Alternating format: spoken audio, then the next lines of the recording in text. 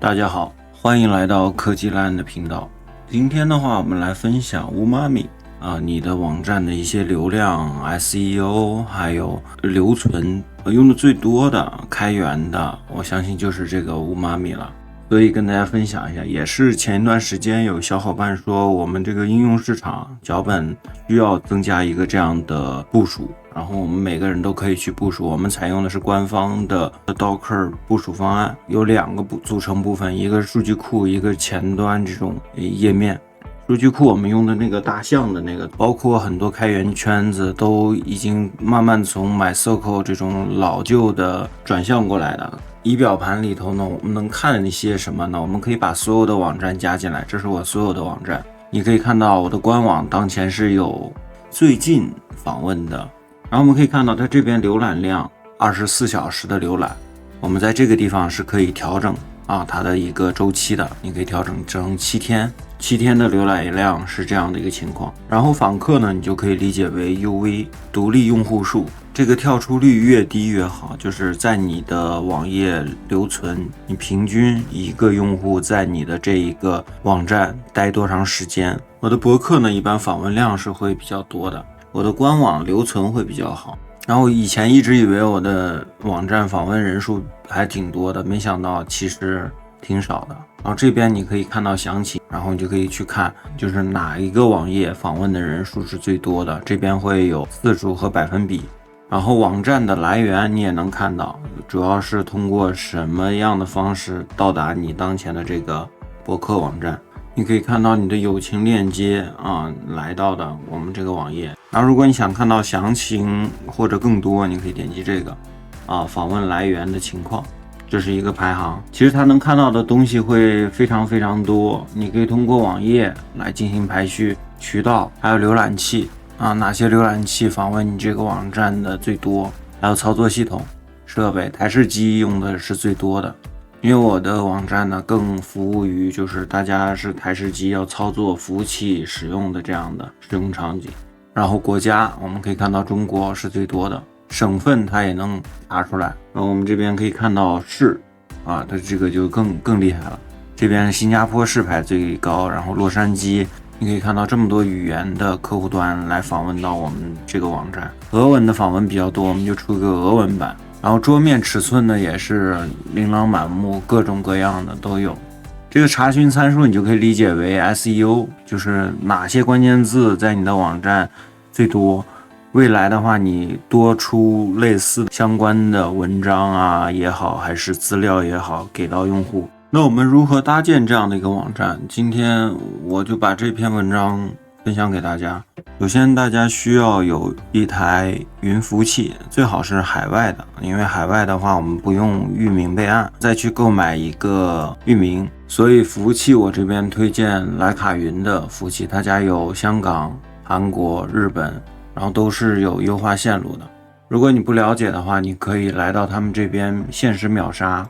你可以按照自己的需求进行购买。然后域名的话，你可以来到 Gname我们买 COM 它家也是比较便宜的，每隔一段时间关注一下有没有优惠券。有了我们的服务器和域名，我们就需要通过 SSH 连接我们这台新买的服务器。这边 SSH 工具我们推荐 Telemuse 和 TB，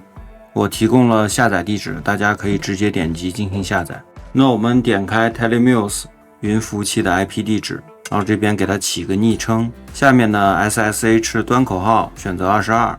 用户名 root， 然后给它密码，把刚才的安装命令、部署命令粘贴进来。粘贴进来以后，我们点击回撤就可以了。是已经安装的，如果你们没安装，选择这个1。那我这边呢也可以去更新一下。好，安装完成以后呢，你就可以直接访问这个 IP 加端口。如果你想用域名访问的话，你可以在这边选择5，添加一个域名，解析一个域名出来。我们这边是支持一个 IP 加端口访问多个域名，同时访问同一个后端都是可以的。然后到导航点科技蓝点 Pro 这个网站，我这边使用我们熟悉的 Cloudflare 域名托管服务商，我一般所有的域名都会托管到这个网站上。你这边呢，如果没有域名的话，这块可以添加域，就是把你的域名添加进来。我这几个呢都是这样的托管的，我们选择科技蓝点 Pro。好，我们首先呢先关注 SSL TLS 这个选项，点击概要。先想尽办法把这个设置成完全严格，如果不是的话，右侧这边会有一个配置，配置好以后，我们回到 DNS， 点击记录，这边右边点击添加记录，我们把刚才莱卡云的 IP 复制进来，这边给它来一个umami，我们最终的一个域名就是这样的一个域名，2级域名，好吧，复制一下先，然后我们关闭小云朵。直连啊，比较顺畅，不用经过 Cloudflare 这个减速的 CDN。对国内来讲，它是一个减速的。如果你纯海外业务的话，那我建议开启，它还能保证你的网站安全啊，它会有自己的一个策略。然后我们这边点击保存，这个 A 记录添加好以后呢，我们就可以回到我们刚才这个终端2级域名粘贴进来，回车啊，把我们这个umami反向代理出来。好，这样呢，我们证书就申请下来了，它是会自动续签的。然后这时候呢，我们点击这个域名，